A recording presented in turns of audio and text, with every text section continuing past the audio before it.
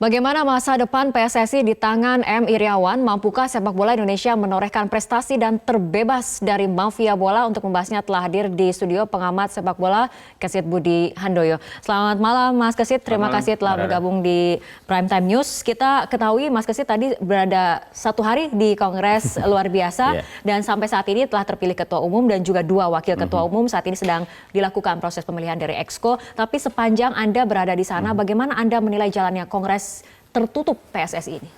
Iya, kalau sepanjang saya amati seharian ini ya di Hotel Shangri-La, Kongres luar biasa PSSI relatif lancar ya, relatif aman dan suasananya tidak seperti kongres-kongres sebelumnya ya, yang biasanya begitu panas. Walaupun tadi sempat ada situasi yang sedikit memanas ketika 6 calon ketua umum sempat walk out, kemudian menggelar press conference juga.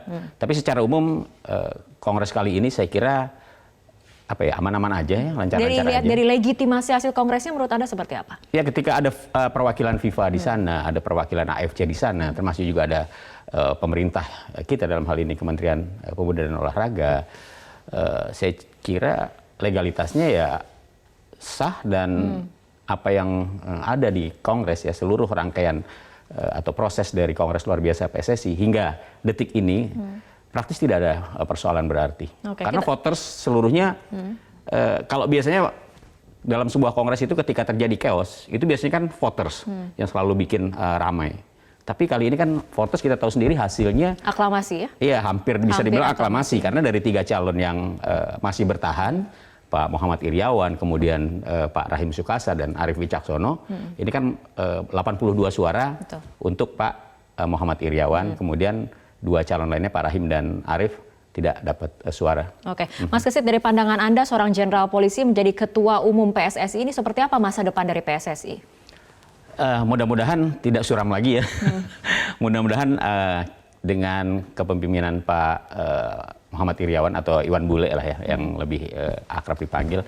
Kita berharap situasi kemudian persoalan-persoalan yang ada di PSSI ini bisa diurai dengan baik ya. Kemudian kita mencoba untuk setapak demi setapak membangun kembali kekuatan sepak bola Indonesia yang sejauh ini menurut saya masih jauh panggang daripada api ya. Kita masih melihat ya kekisruhan di sana sini ya, kompetisi walaupun semarak tapi kita lihat hasilnya juga belum memberikan sesuatu yang signifikan untuk tim nasional Indonesia. Belum persoalan-persoalan lain, pembinaan misalnya, kemudian juga infrastruktur, wasit, dan juga yang nggak kalah pentingnya mafia bola atau match fixing yang masih mewarnai persoalan sepak bola Indonesia. Nah, ini mengurai persoalan ataupun yang nantinya akan menjadi tantangan besar bagi seorang ketua umum baru PSSI, M. Iriawan ini. Menurut Anda, artinya jika dibuat skala prioritas, mana yang harus didahulukan? Apakah perbaikan tata kelola kompetisinya, atau reformasi di persepak bolaan itu sendiri, atau yang mana yang harus didahulukan? Iya, kalau Pak Iriawan berani sih, saya kira reformasi itu yang mungkin ya yang harus dilakukan secara keseluruhan. Kenapa? Karena memang harus diakui, suka atau tidak suka, sumber daya manusia di persepak bola Indonesia. Kita mulai saja dari PSSI-nya ya, Induk Organisasi Sepak Bola Indonesia. Ini saya pikir juga harus berani dilakukan reformasi ya. Mental-mental yang selama ini mungkin agak ya negatif ya di masyarakat gitu ya, harus segera diperbaiki. Jangan lagi ada kemudian kepentingan-kepentingan tertentu mendompleng di kepengurusan PSSI. Saya kira itu juga harus menjadi perhatian dari Pak Ibu. Selain juga tugas utamanya adalah bagaimana membangun sepak bola ini secara utuh ya di Indonesia sehingga benar-benar bisa menghasilkan prestasi yang diharapkan oleh masyarakat kita. Oke. Berbicara tadi mengenai reformasi, sebetulnya kan reformasi ini sudah pernah digaungkan oleh Ketua Umum tetap PSSI yang lalu, tapi kan kemudian belum bisa menyelesaikan persoalan ataupun masih mungkin belum optimal. Apakah Anda yakin untuk kali ini reformasi akan lebih berjalan dengan optimal sehingga hasilnya menjadi maksimal? Iya, tergantung keberanian dari Ketua Umum tentunya ya. Tapi saya yakin seperti apa sih Mas Kesit yang keberanian untuk merombak atau sistem yang ada di PSSI ini. Jadi saya kira masalah mental di PSSI ini kan sudah menurut saya juga harus dibenahi ya. Mental pengurusnya, kemudian mental atlet-atletnya juga ya. Kemudian juga kita juga harus berani membenahi misalnya bagaimana agar kompetisi kita ini benar-benar bisa menjadi kompetisi yang dihargai, kompetisi yang bisa menghasilkan pemain-pemain berbakat, pemain-pemain yang kemudian bisa jadi andalan untuk tim nasional kita. Belum lagi masalah pembinaan. Jadi memang PR-nya sangat banyak, PR-nya sangat banyak, tapi harus dilakukan ya. Perbaikan itu harus dilakukan step by step ya. Saya berharap sih tidak usah terlalu muluk-muluk kalau kita ingin bicara prestasi ya. Saat ini jujur aja persepak bola Indonesia tidak atau belum baik lah ya. Prestasi kita di timnas senior bahkan sudah mulai tertinggal dengan Vietnam, dengan Myanmar. Ini yang harus kembali dibangun ya. Nanti tinggal pembinaannya juga seperti apa. Dan ini kemudian menjadi sorotan dari Presiden Jokowi sendiri yang tadi memberikan pesan agar Ketum PSSI ini berintegritas dan bisa memperbaiki persepak bolaan dari tanah air. Artinya itu memang menjadi sebuah agenda utama yang harus bisa diselesaikan. Iya, karena kan sorotan masyarakat ke PSSI selama ini kan selalu negatif ya. Ini tentunya juga terkait dengan person-person yang duduk di kepengurusan PSSI itu. Karena itu ya tidak berlebihan kalau kemudian masalah integritas ini menjadi perhatian yang sangat serius. Ya, kita ingin bahwa para exco yang nanti terpilih, yang duduk di kepengurusan PSSI ini benar-benar menjunjung tinggi integritas itu. Jangan lagi seperti kejadian yang lalu, ada exco justru terlibat dalam mafia bola ya, terlibat dalam jual beli pertandingan. Ini kan sangat buruk gitu ya. Bagaimana seorang pemimpin, seorang exco yang harusnya menjadi pengayom, menjadi contoh yang baik, tapi justru melakukan hal yang sangat buruk. Oke, artinya ini dengan banyaknya tantangan dan juga PR, sebaiknya ketum ini full time untuk PSSI, tidak rangkap jabatan seperti itu, Mas Kesit. Nah, jadi kita jangan akan kayak membahas, Pak Edi Rahmayadi waktu itu kita ya. akan membahas lebih mendalam mengenai hal itu dan juga mengenai apa harapan dari klub sepak bola terhadap kepemimpinan dari Muhammad Iryawan. Informasi dan perbincangannya akan kami hadirkan usai jeda. Harapan yang tinggi dan tantangan yang tidak sederhana, Mas Kesit, artinya ketua umum ini juga harus full time bekerja untuk PSSI. Nah, mengenai masalah rangkap jabatan, menurut Anda seperti apa? Aduh, jangan lagi deh rangkap jabatannya. Jujur aja, memimpin PSSI ini sangat berat ya, Mbak Rara. Mungkin kalau dalam sehari itu ada 48 jam juga mungkin nggak cukup gitu ya. Jadi saya kira memang jangan lagi ada rangkap jabatan. Seorang ketua umum benar-benar harus fokus karena memang tadi saya katakan bahwa PR di persepak bola Indonesia itu sangat luar biasa banyaknya ya, sangat luar biasa banyaknya di tengah tuntutan masyarakat yang begitu tinggi. Ya, PSSI belum bisa memberikan prestasi ya. Ada beberapa prestasi dari tim junior misalnya, tapi keinginan masyarakat adalah tim nasional senior kita bisa memberikan prestasi yang berharga. Kita di tingkat ASEAN saja sudah mulai tertinggal ya. Jadi saya kira itu dulu yang paling penting, bagaimana membenahi sistem kompetisinya ya. Kemudian jadi arah menuju sana adalah dengan memperbaiki tata kelola kompetisi di dalam negeri. Iya, tata kelola kompetisi juga harus diperbaiki ya. Tata kelolanya itu kan banyak sekali ya. Artinya misalnya bagaimana sistem kompetisi itu dibuat. Ya, jangan lagi kita disibukkan dengan persoalan misalnya jadwal berubah-berubah gitu kan. Kalau misalnya kita lihat ke luar negeri lah, di Eropa, di negara-negara yang sepak bola yang sudah maju, Inggris, Italia gitu. Kita bisa ngelihat jadwal setahun sebelum kompetisi aja kita sudah tahu, bahkan 2 tahun juga kita sudah tahu. Tapi di sini kadang-kadang jadwal masih menjadi kendala ya. Hari ini ada jadwal tiba-tiba berubah karena koordinasi antara klub dengan pemilik stadion misalnya itu tidak berjalan dengan baik. Jadi ini kan situasi-situasi yang seharusnya tidak perlu terjadi di tengah kompetisi profesional yang sedang kita bangun. Oke, termasuk match fixing juga salah satunya yang harus diperangi ya. Iya, betul. Karena apa? Ini sangat berbahaya ya. Ini dampaknya akan sangat besar ya, sangat negatif bagi sepak bola Indonesia.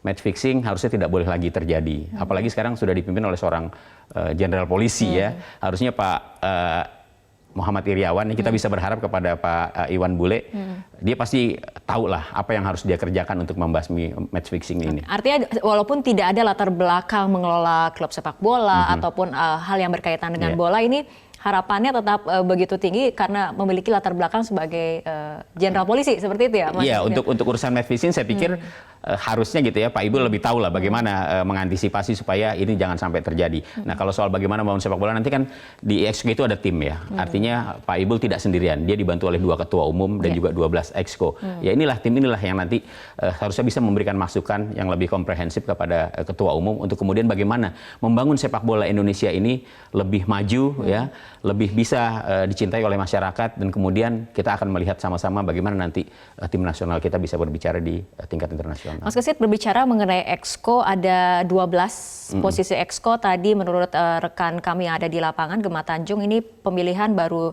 sampai 8 Exco, tapi kemudian didominasi oleh orang-orang lama, wajah-wajah lama. Menurut Anda apakah bisa memberikan terobosan baru untuk sama-sama membangun PSSI dan juga sepak bola? Iya, memang munculnya wajah-wajah lama ya, hadirnya kembali wajah-wajah lama sebenarnya sudah bisa diprediksi sejak jauh-jauh hari gitu ya. Tapi harusnya dengan wajah-wajah lama ini kan mereka lebih mengerti ya.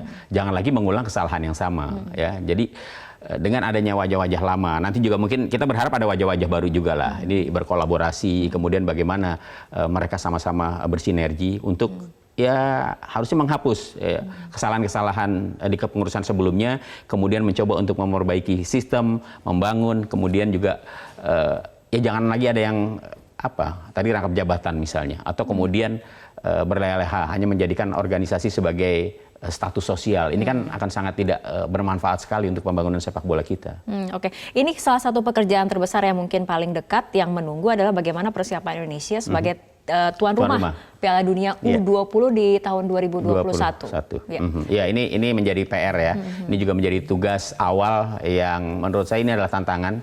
Kita bersyukur karena kita bisa mendapatkan tuan rumah Piala Dunia untuk pertama kalinya, walaupun di tingkat U20, dan kita bisa menyaksikan tim nasional Indonesia untuk tampil di Piala Dunia U20 tanpa harus bersusah payah ya. Walaupun kita tetap mengikuti babak kualifikasi, tapi apapun hasilnya Indonesia akan tetap lolos ke putaran final. Dan ini Indonesia seharusnya jangan hanya puas sebagai tuan rumah ya. Sebisa mungkin timnas kita walaupun kemudian jangan muluk-muluk juga, tapi paling tidak harus bisa tampil, jangan malu-maluin lah, kira-kira seperti itu Mbak Rara. Dan kita bisa sukses sebagai tuan rumah. Tapi artinya untuk membuat tim ini matang, ataupun mungkin karena ini olahraga favorit dari seluruh rakyat Indonesia, hampir sebagian rakyat Indonesia, ini bagaimana memolesnya agar timnas ini memang memiliki prestasi yang mumpuni, tidak hanya dalam negeri, kalau bisa internasional. Mulainya dari pembinaan atletnya atau dari pelatihnya nih Mas Kesit? Iya, dua-duanya ya. Jadi harus bersinergi, atletnya juga,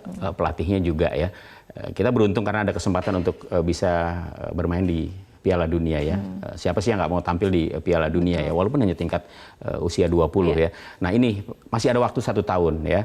Artinya persiapan harus benar-benar dilakukan. Pelatih juga tentunya harus yang benar-benar punya kualitas. Pemain juga tentunya kita harapkan bisa memberikan kontribusi yang bagus. Sehingga seperti tadi saya katakan, jangan sampai Indonesia ini tampil memalukan gitu ya. Hanya menjadi katakanlah bulan-bulanan dari tim-tim lain yang memang mengikuti kejuaraan Piala Dunia ini melalui proses kualifikasi yang jauh lebih ketat. Oke, baik Mas Rizky, kita akan masih berbincang mengenai masa depan PSSI di tangan Ketua Umum yang baru, tapi kita ikuti jeda berikut terlebih dahulu.